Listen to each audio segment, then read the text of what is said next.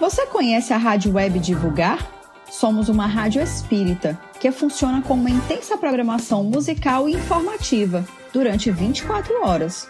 Para ouvir a rádio, basta acessar o site www.divulgar.net.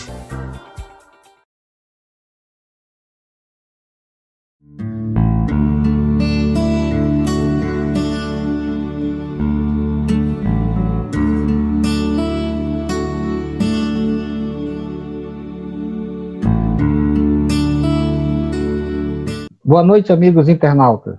Mais uma vez estamos aqui com o nosso webinário da AME, Associação Médica Espírita do Maranhão. A AME agradece o apoio e a parceria de divulgar doutrina espírita, assim como as entidades Centros Espíritas do Maranhão e demais entidades amigas. Federação Espírita do Maranhão, FEMAR, SEMA, Francisco de Assis, Centro Espírita Ivone do Amaral Pereira, Sociedade de Estudos Espíritas Ismael, Sociedade de Estudos Espíritas Fraternidade, Casa do Cristo, União Espírita Recanto dos Querubins, Centro Espírita Chico Xavier, Centro Espírita Amor e Caridade, CELCA, Mensageiros da Luz, Pouso Obras Sociais Lar de José, Poço de Jacó. Nossa palestra de hoje tem como tema Memória e Felicidade, com a doutora Patrícia Rose. Então vamos elevar nossos pensamentos a Deus e agradecer a Ele pela oportunidade dessa união de corações, com um bom as nossas falas, que possamos servir como bons instrumentos para que outras luzes se façam em outros corações e mentes. Que seja feita a vontade de Deus, que assim seja. Que assim seja. Isso. Hoje, a gente tem a grata satisfação de receber dois amigos de longas datas, né? É a Patrícia Rose e João Alex. A Patrícia é do Centro Espírita Ismael, né, Patrícia? E o João é da Sociedade dos Espíritas Fraternidade.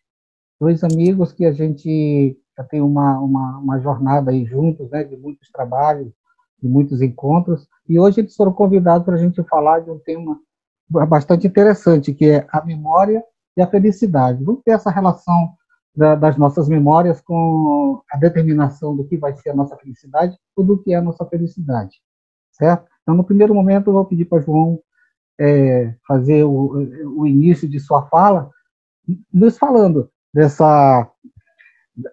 nossas relações com a vida. Como é que é isso, João? Boa tarde, boa noite, eu não sei a que horas que vocês vão assistir esse programa, mas, queridos, sejam muito bem acolhidos.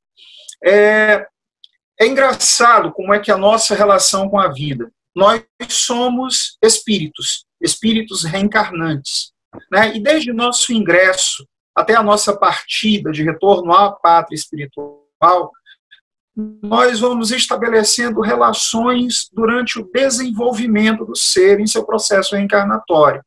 Então, a nossa relação com a vida, ela começa com o ingresso a partir daquele estado de fragilidade para a infância, as vivências dentro deste processo vão caracterizando aquilo que vão como parte de nossas memórias emocionais, afetivas.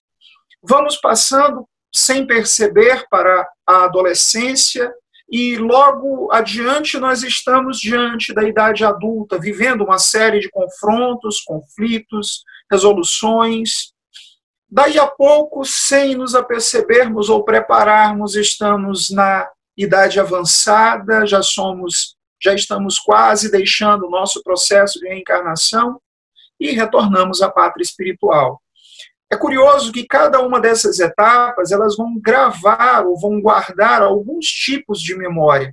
As infâncias, adolescências, idades adultas, elas são projetos da espiritualidade conosco, para que vivenciemos situações que vão regular, muitas vezes, o nosso comportamento nas próximas etapas. Se a gente está falando de psicologia humana, a gente está falando de processos de aprendizado, processos de teste, processos de lembrança, que vão também norteando essa nossa jornada. É importante que a gente pense que, para o senso geral, memória significa lembrança, não é?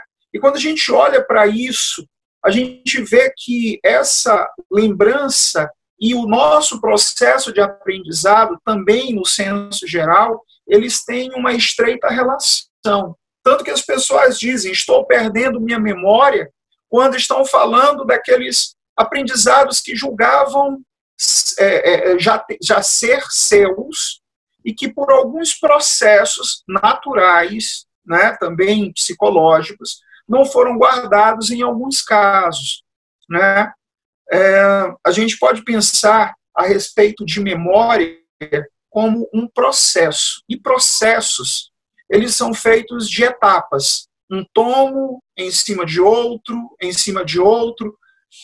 Então, começa pelo processo de comunicação entre os seres, né? É preciso que para a memória exista uma codificação, um código, algo que seja legítimo para que nós nos relembremos ou detenhamos esta mensagem, para um processo de armazenamento, que já vem ser uma outra etapa da construção da memória. Para reter ou para conservar esta memória, a gente já tem um trabalho. Imagine que existe um outro que é para resgatar estas memórias. Nem tudo que a gente lembra da época da infância se deu como a gente se lembra, mas os marcos que se fizeram, eles se fizeram pelo conjunto de estruturas psíquicas, emocionais, e a gente pode acrescentar, com muita razão, espirituais, que nos trouxeram a este tipo de fixação. Aí este resgate de informações, ele é feito dentro de um contexto, né? Raimundo, eu não sei se eu estou falando demais, meu irmão. Tu sabes que eu gosto muito de falar. Se for a hora de eu parar, tu me dá um toque, senão eu vou falar tagarelar. Tá certo. Então, João, vamos pedir para a Patrícia dar uma pincelada também nesse assunto, né? Que é as nossas relações com a vida. Patrícia. Eu achei muito interessante quando o João fala sobre esse processo de armazenamento que nós temos, né, nesse resgate das memórias. Eu li que foi feito um trabalho em uma escola americana por um neurocientista egípcio naturalizado americano, que justamente porque ele sabe que a memória ela tem uma afinidade, né, de fatos com determinados neurônios, a gente sabe que quando você quer resgatar uma lembrança, você tem uma cadeia de neurônios que são ativados. Então, baseado nisso, ele observou que para poder fazer esse resgate das memórias, era necessário sintetizar uma proteína. E aí foi muito interessante, porque ele foi fazer experimento com os ratinhos, né, para ver se ele poderia bloquear algumas lembranças. E aí ele foi fazendo durante semanas um trabalho, experimento, de que ele fazia assim, ele tocava uma música, um som, e em seguida ele provocava um choque elétrico nesses ratinhos. De tal forma que, depois de algum tempo, quando os ratinhos escutavam o som, eles já ficavam paralisados com medo de sofrer esse choque elétrico. Então, é muito interessante, porque quando ele provocou, através dessa síntese dessa proteína, quando ele inibiu essa proteína, ele viu, então, que os ratinhos zeravam a memória, eles deixavam de ter aquele medo ao escutar esse som, mostrando que nós somos condicionados e que tem essa síntese dessa proteína. Mais adiante, a gente vai ver também que em Harvard, um grupo de cientistas estava usando propanolol, que é um remédio antihipertensivo, e eles viram que um dos efeitos colaterais desse remédio era alterar as memórias, né? Então, quando eles davam esse propanolol para as pessoas e eles pediam para que elas evocassem alguns fatos na vida, elas então deixavam de ter aquele afeto, né, de depressão, de medo, na vigência da evocação das memórias. Então, a gente pode ver que as memórias elas podem ser alteradas. Inclusive, aqui no Brasil, na Unifesp, foi feito um outro também trabalho mostrando que eles estavam trabalhando com topiramato, que é um anticonvulsivante, e esse anticonvulsivante ele é responsável para inibir, né, o estoque de glutamato, que é um neurotransmissor, né, no campo do tálamo, que é onde, no hipocampo, que é onde fica no cérebro as lembranças, a memória. E aí eles foram ver também que se eles inibissem esse glutamato, eles alterariam essas memórias, né? E esse glutamato ele é responsável pelas lembranças repetitivas que você tem em relação aos fatos, principalmente os dolorosos são os mais marcantes. E aí é muito interessante porque a gente percebe que as memórias podem ser bloqueadas, podem ser alteradas, podem ser completamente modificadas. Mas aí a gente vem se perguntar, é interessante isso? Então eu queria ver os dois lados, né? É interessante? Sim, porque se você tiver, né, um trauma, por exemplo, um assalto, uma violência qualquer, aquele momento fica se repetindo, né, na tua cabeça, alguma coisa muito dolorosa e que vai te levar para o consultório médico, para você tomar medicação, porque vai te causar insônia, vai te causar depressão, vai te causar síndrome do pânico, ele pode ser alterado se você usar, né, uma dessas medicações e alterar a memória. Da mesma forma que foi feito também durante esse experimento, uma moça que usou o propanolol, ela tinha sido estuprada por um médico aos 12 anos, e ela não conseguia sequer tirar a roupa na frente do marido. E ao participar desse experimento, né, dela poder usar o propanolol, ela desfez, né, dissociou o afeto, né, da vergonha, da depressão, do medo, do trauma, e ela pôde, então, levar uma vida mais, digamos assim, normal, né, que é tudo que a gente deseja.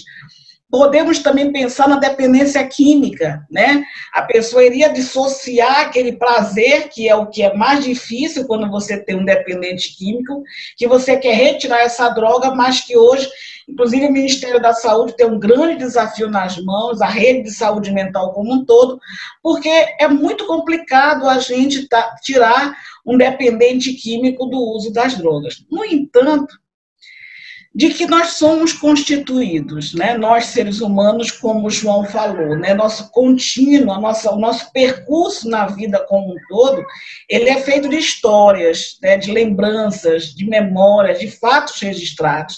E isso também é extremamente importante, porque é isso que nos constitui. Então, enquanto espíritos eternos que somos, nós somos frutos, somos resultado das nossas memórias.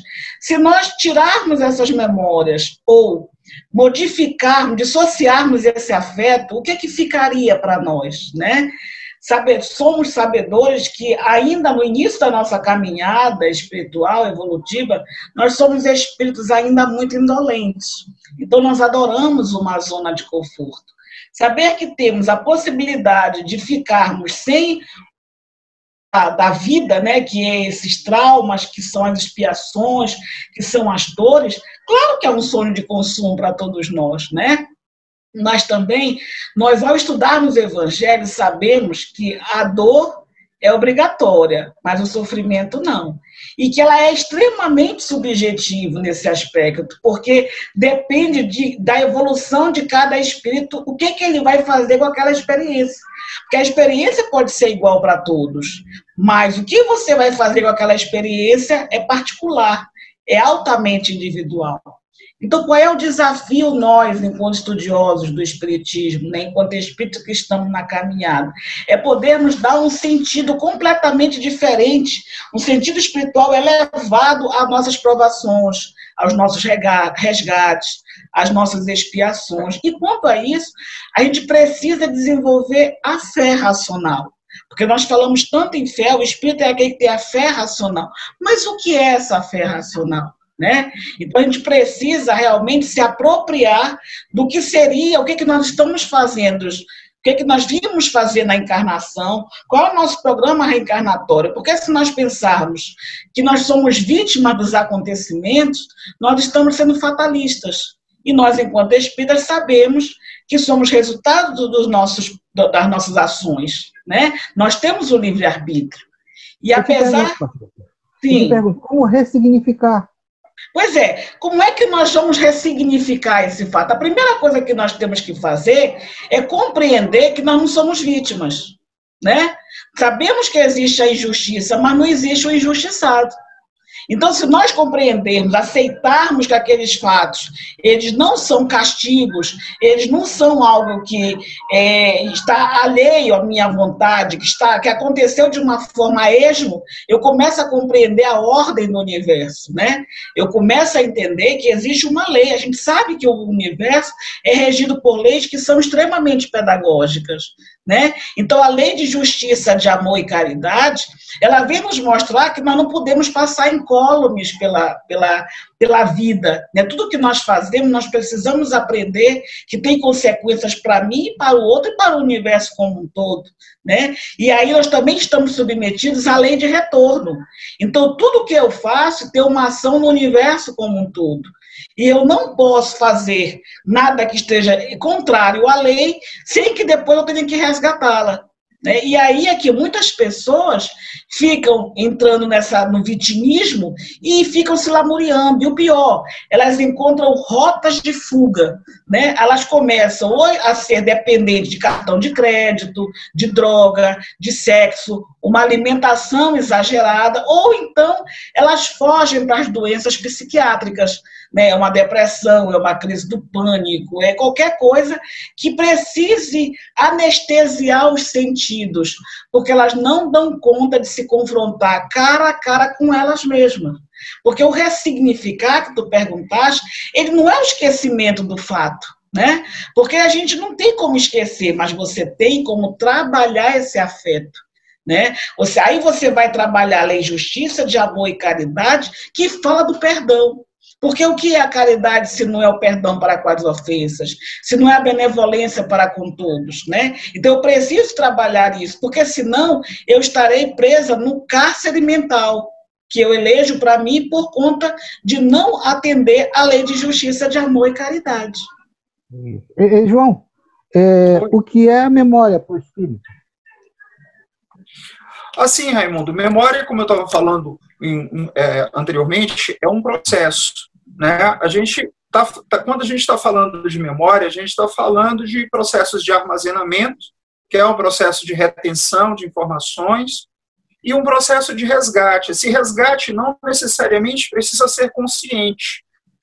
Por vezes, ele é feito por meio de associações, por ativação de semelhanças, por necessidades. Eu estou falando de uma memória que está muito relacionada àquilo que é estudado hoje em cima da Terra, né?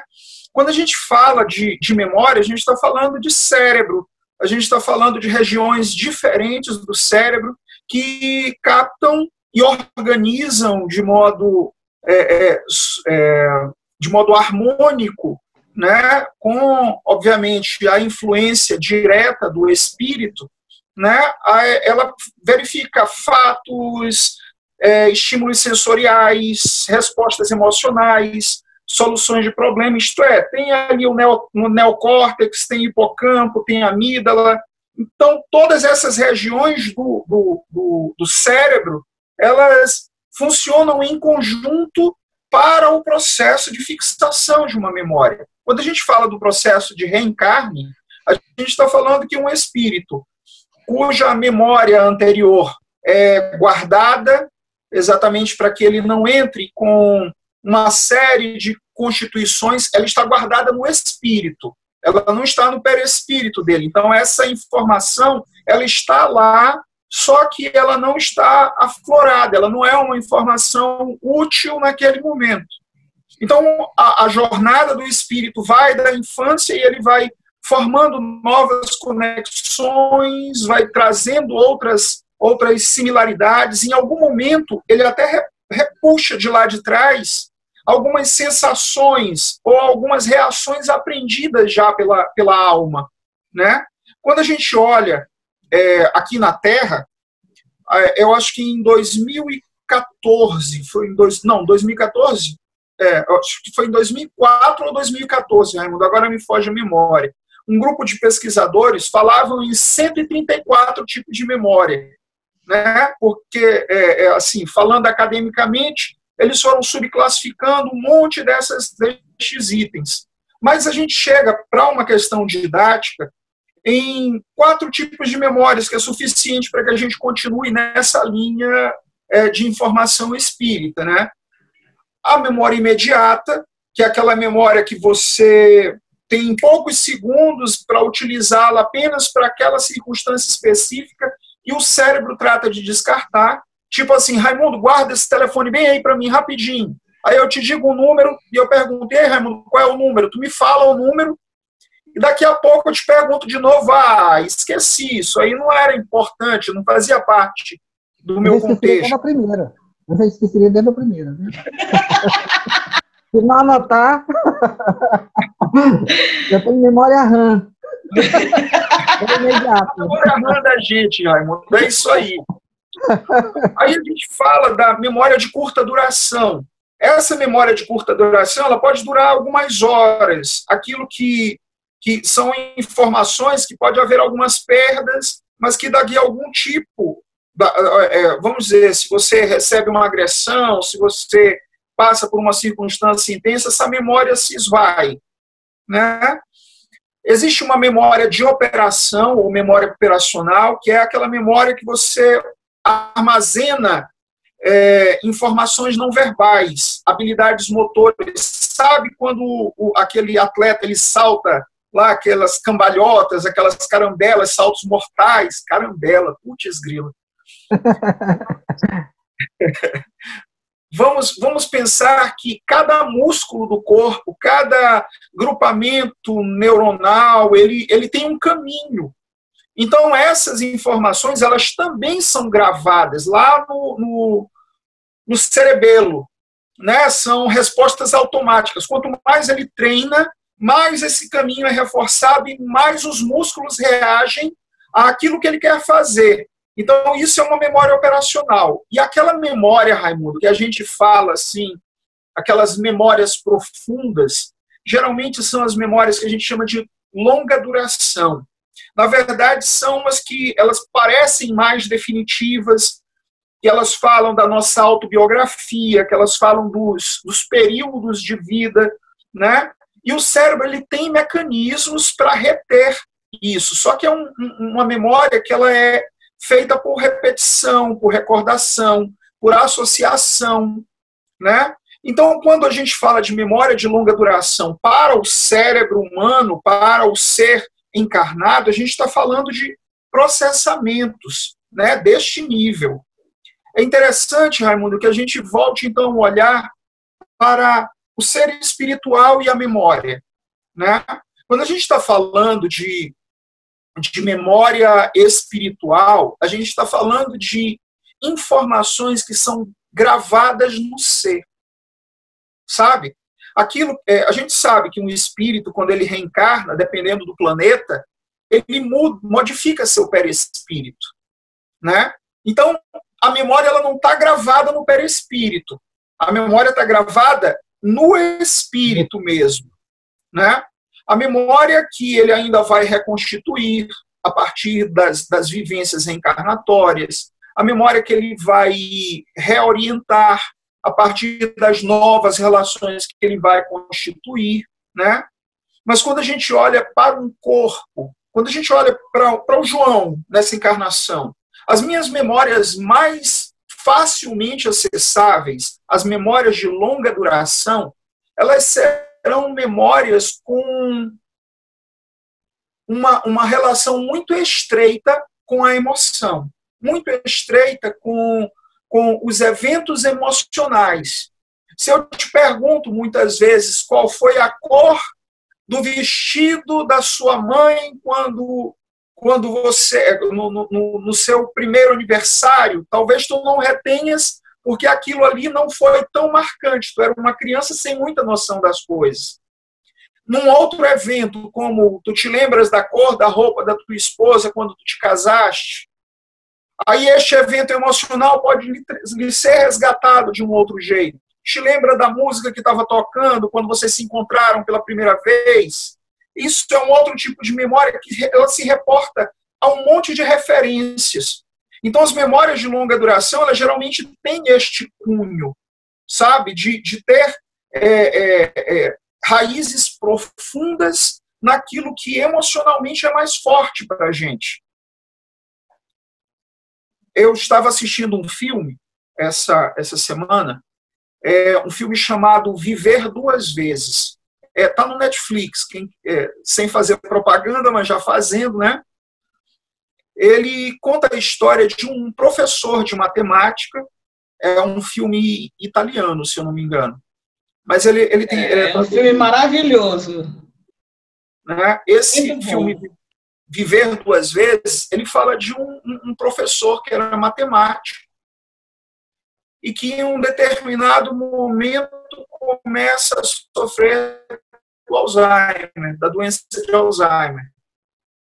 Então ele começa a perder as memórias que antes valiosa para ele, que era a memória de uma pessoa a quem ele tinha se apaixonado, e tinha passado a vida apaixonado, apesar de ter casado, ter tido uma filha.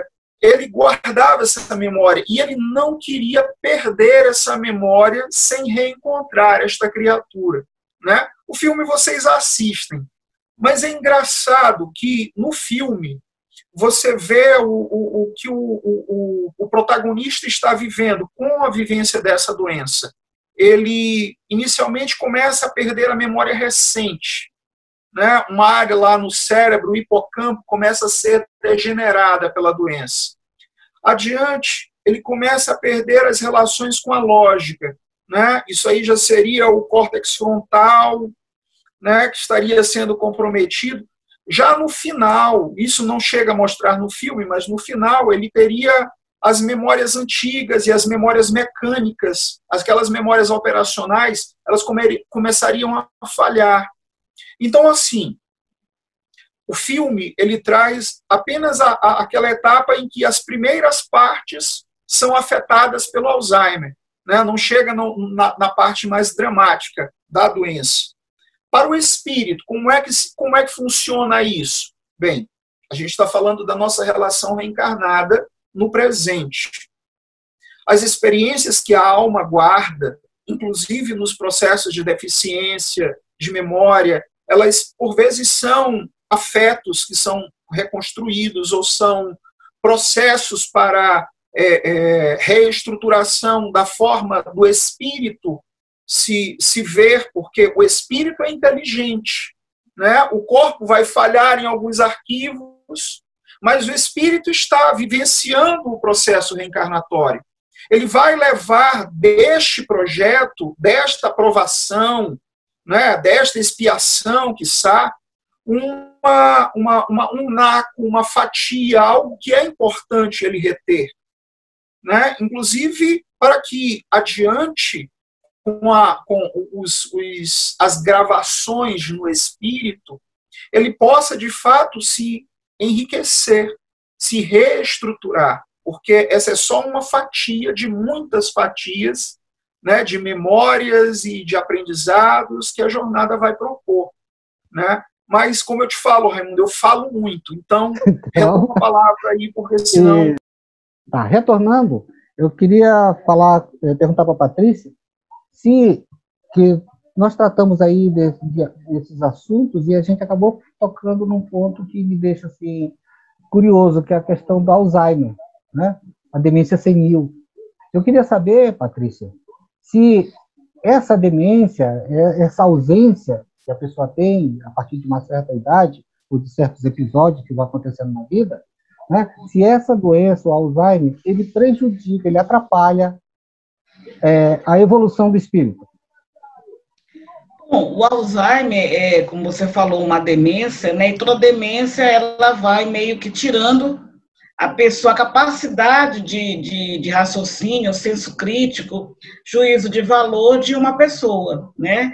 É um momento muito doloroso para a pessoa que se vê, de repente, destronada daquela situação de autonomia, né? Para a família é extremamente complicado, porque aí passa a ter uma pessoa adulta, muitas das vezes ainda plena dos seus movimentos físicos, mas sem capacidade de se autodirigir, né? Então ela precisa ser tutelada. Então, dentro desse contexto, eu posso ter dois pensamentos, aí é uma opinião pessoal, né? Não está baseada nem na literatura espírita, nem lógico, na médica. Mas, enquanto pessoa, o que eu penso do Alzheimer é, primeiro, a nível de espírito, ele pode ser uma rota de fuga do próprio espírito, como que moldando o seu psique, né? No caso, plasmando uma situação diferente, para que ele não tenha que se haver com as situações criadas, muitas das vezes, por ele mesmo, durante a sua encarnação, durante a atual encarnação. Ou então, pode ser também a misericórdia divina pleiteando que ele ainda está, né, em pleno vigor físico, mas ele está sendo como que retirado de uma situação que talvez não seja tanta responsabilidade dele, mas sim dos que convivem com ele, e ele até por merecimento, ele recebe esse bônus de ficar como que fora do ar, mesmo que ainda encarnado. Então, é uma opinião pessoal, mas eu vejo dessas duas formas, né? Porque a gente sabe que não existe uma questão só. O espiritismo não é matemática, como 2 mais 2, que a gente vai somar, são inúmeras situações. E eu vejo essas duas, né, vertentes que podem acontecer, uma ele mesmo plasmando essa situação na própria psique, e a outra como resultado da misericórdia divina. João? Opa! Assim, eu acredito, como a Patrícia falou, que não dá para se fazer um único caminho. Não dá para se formar uma resposta una que traga todas as significações de todos os casos de Alzheimer, né? É uma doença neurodegenerativa, como existem outras. Existe Parkinson, existem a demência senil, existe uma série de doenças que agem sobre o sistema nervoso e que a origem, a matriz, ela sempre, por mais diversa que seja, ela sempre fala à criatura que está reencarnada sobre a perda de um controle, né, sobre suas funções, sobre até o seu próprio processo de vida em um determinado momento estará comprometido. Ele terá de ingressar num processo de renúncias, num processo de amadurecimentos. Existe um livro, o autor é Mitch Albom, e o título é A Última Grande Lição, né? Ela fala sobre um professor judeu que ele adquire em um determinado momento de sua vida, depois de ter sido professor de inúmeras turmas, ele já era idoso, né? E ele era muito alegre, muito voltado a acolher aqueles que eram seus alunos. Em um determinado momento, ele adquire a esclerose lateral amiotrópica, que é uma doença de degeneração nervosa também, que fazia com que ele fosse perdendo os movimentos musculares, perdendo o controle da estrutura corporal. Em um determinado momento, ele teria uma tetania geral em suas estruturas musculares, a ponto de morrer sufocado.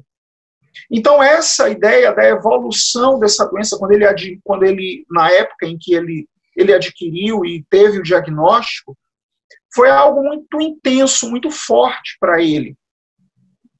Mas uma das coisas que ele sempre fez durante a vida, e o que torna o livro algo tão bonito, é que ele resolveu aproveitar o processo de morte para educar pessoas. Então, um dos seus ex-alunos, o Mitch Albom, que exatamente assina o livro, que faz o livro, ele acompanha todas as terças-feiras o velho professor em suas múltiplas lições. Então, ele traz momentos de dor por parte daquele que estava passando pelo processo de morrer. Ele traz momentos de humor, ele traz momentos de uma série de aprendizados profundos que são repassados dentro do livro para aquele que vai. O Alzheimer, algumas pessoas próximas, algumas amigas, tipo mães e pais que tiveram Alzheimer, talvez não contem uma história tão glamurosa, se bem que o escritor ele ajuda muito, né, na descrição lá da doença de Luigi. Também tem processos muito dolorosos, muito penosos para aquele que está encarnado e vivendo, como tem o Alzheimer. Mas também existem toda uma mobilização de outros encarnados em torno daquela criatura. Existe toda uma movimentação de entendimentos, existe toda uma movimentação de afetos. E isso, para um mundo de provas e expiações, é muitas vezes o grande motor dos projetos de educação do espírito, sabe? Então, independente da versão das doenças neurodegenerativas, elas certamente impulsionam o espírito a adquirir lições preciosas neste entendimento. Patrícia, existe uma parábola de Jesus, né, que é o vinho novo em odres velhos, né? Está em Mateus, está em Marcos, está em Lucas, né? E está também em Tomé. Né? Eu queria que tu falasse um pouquinho da relação dessa parábola com a nossa situação da memória. Todos nós temos fatos negativos em nossas vidas, fatos marcantes, fatos que fizeram grande diferença em nossas vidas e que não são, às vezes, muito agradáveis. E há necessidade que nós possamos modificar, a partir de então, o nosso olhar para aquela situação. Tudo que nos acontece com um propósito. Né? Nós não podemos pensar que estamos aqui na Terra, né, vimos para o planeta, apenas para usufruir, desfrutar desse planeta maravilhoso, belo, maravilhoso, mas nós temos um projeto reencarnatório, né, que e o objetivo maior é fazer a nossa elevação moral e a nossa elevação espiritual. E, para tanto, quando passamos pelas situações difíceis, nós costumamos arquivar com todo o seu arcabouço, né? Tanto o cognitivo, como o vivencial, como o afetivo. E aí é como se a gente, né, pegasse uma criança que está tomando banho numa banheira e, ao invés de ficar com a criança e jogar a água suja da banheira, a gente joga tudo fora, né? A gente não aproveita nada. Então, todas as vivências, elas trazem lições para nós, né? E as pessoas que nos magoam, é preciso que a gente passe a olhá-las não como adversários ou como inimigos, mas como personagens que são instrumentos da justiça divina para nos fazer enxergarmos a vida por outros olhos, para nos fazermos compreender as virtudes divinas, seja ela a humildade, seja a abnegação, né, ter mais empatia pelo nosso próximo, porque, infelizmente, nós só conseguimos sentir a dor quando ela está em nós. Nós não temos como aquilatar a dor vivida pelo outro quando ela não é em nós que se passa. E é por isso que, na grande maioria das vezes, quando nós desdenhamos ou subestimamos a dor do outro, nós estamos indiretamente pedindo ao universo para nos colocar no lugar daquela pessoa, para nós podermos, então, compreender toda a essência daquela dor. Só que, quando nós compreendemos a essência daquela dor, nós ficamos magoados, né? E a gente não tem, como diz na parábola, não se faz remendo de uma roupa, né, velha com um remendo novo, porque não combina. Quando você coloca vinho novo no odre velho, não suporta a fermentação e vai rasgar. Então, quando Cristo falou disso, ele se referia a uma passagem que os fariseus vieram perguntar a ele por que os discípulos dele não jejuavam no sábado. E o que ele quis dizer? Que não poderia, então, acomodar a nova orientação evangélica que ele vinha trazendo de acordo com a lei mosaica. Então, não casavam as duas coisas. Era preciso fechar ciclos, que é outra coisa que nós temos dificuldade de fazer, né? Nós queremos sempre dar aquele jeitinho de trazer o velho para o novo, né? E é por isso que, muitas vezes, as relações conjugais, elas não dão certo, as relações afetivas, porque ao invés de você zerar e recomeçar, não. Você fica todo o tempo tentando remendar e relembrando os fatos que lhe causaram mágoa. E aí você nem está no passado, nem está no presente e vai construir que futuro, né? Daí que isso é extremamente importante, que a gente deixe os mortos enterrar os mortos, né? Então a gente deixe tudo que está morto no passado. E é por isso que a gente precisa compreender que não se pode colocar vinhos novos em odres velhos. A gente precisa reformular como um todo. Essa é a verdadeira ressignificação. Você tem também que se reinventar dentro do homem novo. O homem velho você mata e você constrói o homem novo a partir disso. Beleza.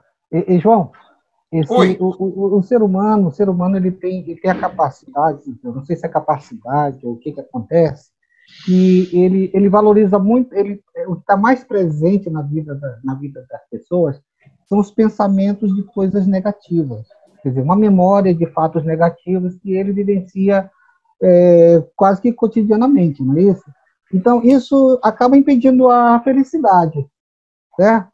A felicidade. Quer dizer, para a pessoa não se tornar infeliz, ele tem que deixar de lado um pouco essas lembranças negativas. Como proceder se o espírito precisa evoluir?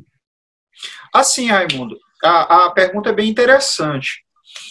Pensamos que cada alma tem uma jornada e uma necessidade. Por vezes, o espírito ele precisa vivenciar determinadas situações de maneira mais intensa e extensa dentro de uma reencarnação, para que, quiçá, até o término dela, ou na próxima jornada, ela consiga reelaborar estes conteúdos. Existe uma explicação que é antropológica, né? Quando os nossos ancestrais passavam por sobre a Terra e viviam em ambientes mais hostis, eles tinham que se proteger mais. Então, o ser humano ele adotou algumas posições de prevenção, de enxergar as coisas que potencialmente lhe causariam mal com antecedência. Então, ele enxergava um rio, duvidava da qualidade da água desse rio, enxergava uma fruta, esperava o animal comer para ver se aquilo ali ia dar pé. Então, essa questão de observar negativamente algumas situações ou ambientes faz parte desse processo também de evolução da categoria humana, enquanto ele vai capturando maneiras de sobreviver, né? Falando em deixar os pensamentos negativos, as memórias negativas, como tu trazes, me vem uma coisa na cabeça. Na clínica psicológica, uma coisa que acontece em seu passado, mas que retorna o tempo todo à sua fala ou às suas relações, ela está presente, né? Então, existem alguns afetos, algumas situações que, inevitavelmente, quando surgem no presente, estão clamando por uma resolução, clamando por uma elaboração por parte daquele espírito, né? Então, assim, algumas coisas não vão necessariamente, por sumir da vista, se tornar a vida desta criatura mais fácil em se tratando do processo de evolução, né? Mas o cultivo de bons sentimentos, ele passa também pelo aprendizado desses bons sentimentos. Às vezes, para que a gente comece a entender gratidão, teremos que ser alvo de nosso entendimento de não gratidão, sabe? Em algum momento, aquilo que potencialmente moe um pouco aquele nosso sentimento, por exemplo, a ingratidão, né? Ela que mexe muito com aquilo que aconteceu em um determinado momento, pode estar sendo exatamente o reconhecimento desse espírito em torno daquilo que é o que ele precisa desenvolver, em torno das dores que este processo vai causar, né? Quando a gente fala aqui da Terra, a gente está falando de situações que podem ser remediadas. A gente estava falando ainda agora, acho que foi a Patrícia que tocou no assunto do trauma, né? Até falou da utilização do propanolol. É curioso. Existe um psicólogo americano chamado Peter Levine. Esse Peter Levine, ele faz processos de desmobilização de trauma. Desmobilizar trauma porque ele tem, através de uma tecnologia desenvolvida por ele mesmo, a compreensão de que o trauma emocional, psicológico, ele é uma reação orgânica, um registro orgânico de um processo mental. Isto é, quando você sente o medo do assalto, você vivencia aquela situação com ataque cardíaco, com a sudorese, com os tremores, e a aproximação de um outro que venha de moto na sua direção, como você foi assaltado naquela hora, ele acaba reagindo do mesmo jeito. O corpo, a partir de um resquício de memória, acaba reagindo de novo, né? Então, ele tem uma tecnologia para essa desmobilização de trauma. Estou falando isso porque, no processo de reencarnação, nós temos uma série de peculiaridades, sabe? A alma está como alma jornadeira e aprendiz aqui. Então, nem sempre será viável a um ser encontrar esta dita felicidade, meu amigo, quando ele ainda está nas lidas do autoaprendizado, nas lidas do reconhecimento daquilo que não é feliz, daquilo que ele ainda precisa trabalhar, e vai por aí. É isso aí, João. Entendeu? Mas aí eu tenho um desafio para fazer para a Patrícia, né? Patrícia, vai ser possível a gente viver sem ter vergonha de ser feliz? Eu acho que esse é o maior desafio do ser humano, né? É buscar essa felicidade, né? Para que nós saibamos, né, possamos ser felizes, nós precisamos fazer uma coisa que o Evangelho ele nos coloca, que é o bem sofrer, né? E o Espírito Lázaro ele vem dizer que existe muita diferença entre a obediência e a resignação, porque nós espíritas falamos muito em resignação e parece que nós fazemos apologia ao sofrimento, né? No entanto, o Espírito Lázaro vem dizer que a obediência, ela você faz, é o consentimento da razão. E a resignação é o consentimento do coração, né? Então, é bem interessante quando ele fala isso. Na obediência, nós cumprimos o dever imposto pela consciência. No amor, nós vamos muito mais além e transformamos o dever em degrau de ascensão nas profundezas do coração, livrando-nos do amargor e crueza das expiações. Então, quando você se desapega das coisas, das pessoas, dos negócios, os testes humanos são ampliados, né? E você, então, se despe daquela forma de se rebelar contra as situações que vêm. Nós temos que aprender a deixar as coisas fluir, a nos desapegarmos, né, das situações, porque não há nada mais permanente no mundo que a impermanência, né? É a única coisa que existe de verdade, é essa impermanência. Então nós aprendemos, nós temos que estar sempre prontos de alma. E o que quer dizer essa prontidão de alma? Quer dizer que você está aberto a toda a mudança de fluxo que o universo te traz. Porque vejamos, nós estamos numa época de isolamento social. A pandemia chegou e subverteu o mundo de todo mundo, né? E aí a gente tem que se reinventar. Claro que nós sofremos as consequências, isso repercutiu de várias formas, fisicamente, psiquicamente, socialmente, todos os meios que a gente pode imaginar repercutiu, mas é isso. A vida, ela está nos tomando de assalto todo o tempo, né?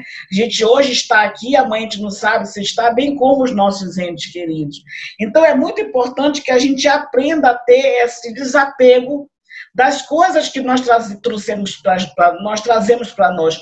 E isso vale para os conceitos, né? Vale para as pessoas, para as situações, né? Nós precisamos nos resignar no sentido de aceitar com o coração o que nos vem. E uma coisa que o João falou, que eu acho que é fundamental para nós aprendermos, nos sentirmos felizes, é a gratidão. Porque se eu sou grato, se eu cultivo a gratidão, eu tenho muito mais a observar que eu recebo do universo, né? Ao contrário do vitimista, que ele está sempre se queixando do que ele deixou de ter, do que ele perdeu, do que ele... Enfim, né? A vida dele é uma total lamúria. E para quem é grato, não. Ele já acorda feliz porque ele já acha que recebeu muito, né? Então, eu não consigo conceber a felicidade sem a gratidão. E, nesse sentido, às vezes, a gente sente sim vergonha de ser feliz, porque no mundo onde a gente cultiva muito mais a infelicidade, dá mais ibope falar que se é infeliz dos problemas, parece que é impossível ser feliz. No Evangelho, ele, inclusive, diz que se é muito difícil ser um sábio no mundo, é muito mais difícil ter um homem feliz, né? Mas que a gente sabe que a felicidade, né, de uma forma limitada, ela é possível sim no planeta Terra. Só que isso é muito subjetivo, varia de pessoa para pessoa, né? Mas é um grande desafio, porque de acordo com a tua evolução espiritual, tu vai ser mais ou menos feliz. Então, que a gente aprenda e cultive, né, esse sentido aí de viver e não ter a vergonha de ser feliz. Pessoal, a gente está chegando no final, né? O tempo é exíguo para nós, o assunto ele é assim, tem muito que se falar, né? Muito se falar, mas o Grupo Divulgar quer agradecer a vocês, né? Agradecer João, agradecer Patrícia pela disponibilidade, né? E vocês têm 2 minutinhos cada um para dar suas considerações finais, tá bom? Patrícia? Eu agradeço muito o convite de poder estar aqui com você, Raimundo, com o João, né, que me patrocinaram essa tarde aí, essa tarde-noite maravilhosa, e que a gente possa fazer novos debates dentro dessas temáticas, porque as pessoas realmente precisam enxergar o lado bom da vida, né? É muito falado das coisas ruins, parece que os jornais, os telejornais, de uma maneira geral, a mídia, sempre estão apontando coisas negativas, coisas que falam muito mal do ser humano, mas o ser humano é sempre o ser mais que se pode apostar no universo, é dentro da natureza, né? É a imagem do divino. Então, nós não podemos imaginar que o ser humano ele é algo destrutivo, né? E nós precisamos, sim, crescer, a darmos as mãos para que em pouco tempo a gente possa louvar esse Deus maravilhoso e poder ser mais feliz com as nossas memórias, nos apaziguarmos com tudo isso, né? Muito obrigada, Raimundo, por esse momento fantástico que a gente pôde ter. João? Cara, é sempre bom estar entre amigos, né? Rever você, rever a Patrícia é algo muito, muito grato ao coração. É importante mesmo, como a Patrícia falava, que determinadas coisas sejam exaltadas. A gente precisa exaltar o bem, a gente precisa exaltar as coisas boas, a gente precisa falar de felicidades, a gente precisa falar de perdão, de alívio, porque nós seremos sobrecarregados sobre este mundo com as cargas que nos forem possíveis. Vão jogar em cima de nós o tempo todo aquilo que os nossos ombros, até o limite dos nossos ombros. Para quê? Para nos forçar nos processos de continuar, nos processos de acreditar, né? A fé, ela sempre vai ser testada. E o limite da nossa fé é a próxima fé, né? A próxima crença, a próxima maneira de enxergar as coisas. Então, o momento foi muito, muito bom, porque ele nos deu a possibilidade de pensar sobre as múltiplas coisas que estão relacionadas ao espírito humano. A gente está vivendo um momento muito complicado em nosso mundo, em nosso país. As pessoas estão cada vez menos tolerantes umas com as outras. cada vez menos propensas ao diálogo, à harmonização, e nós precisamos de espaços onde isso seja visto e mostrado como algo bom, como algo que nos ajuda a aliviar e a continuar. É isso, meu irmão. Muito obrigado pelo convite e sempre às ordens. Então, meus amigos, eu queria agradecer a presença, né, esse momento com vocês, agradecer a presença do João Alex aí, que abrilhantou o nosso webinário, né? E neste momento, para finalizar nossa tarde e noite, nós vamos fazer a prece final, tá? Então, eu peço a todos que elevem o pensamento a Deus, que nós possamos ser muito gratos por tudo que temos recebido, neste momento tão difícil que o planeta atravessa, mas que sabemos que jamais estamos sozinhos. Então, agradeço a presença dos mentores espirituais da AME, que coordena esse trabalho, que possibilita esse momento. E também, Senhor, te pedimos que todas as bênçãos derramadas sobre nós possam ser extensivas a todos que passam neste momento pelas transformações morais e espirituais, que somos nós mesmos. Agradecidos estamos, Senhor, por podermos debater sobre o teu evangelho de amor, né? Colocando em nossos corações a certeza de que a felicidade é possível e é uma busca do Espírito Eterno. E assim, nós vamos encerrando o estudo da noite de hoje. Que assim seja.